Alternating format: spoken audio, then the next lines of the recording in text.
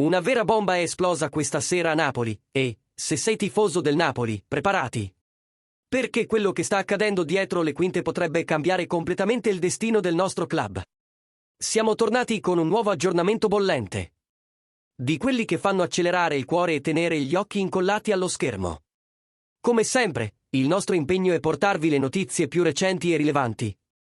Con la credibilità e la passione di chi vive il Napoli da vicino. Prima di immergerci in questo argomento elettrizzante, lascia il tuo like e iscriviti al canale per non perdere nessuna novità. Oggi, qualcosa di grandioso si sta preparando nei retroscena del Napoli.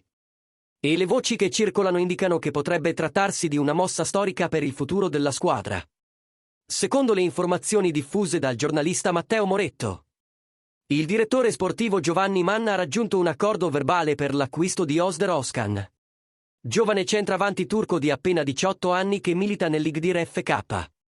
Nato e cresciuto in Olanda, Özcan si è formato nel settore giovanile del Lado precedente AG ed è considerato un talento promettente per il futuro. Il giocatore arriva in prestito con diritto di riscatto e, inizialmente, dovrebbe entrare a far parte delle giovanili del Napoli. Tuttavia, grazie alla sua forza fisica, al fiuto per il gol e al potenziale di crescita, Antonio Conte intende valutarlo da vicino per capire se potrà accelerare il suo passaggio in prima squadra. Secondo le ultime indiscrezioni, l'affare è praticamente concluso. Mancano soltanto le firme per renderlo ufficiale. E ora, tifoso del Napoli, vogliamo sapere la tua opinione. Pensi che Özer Özcan possa essere plasmato e diventare un nome importante per il futuro del nostro attacco?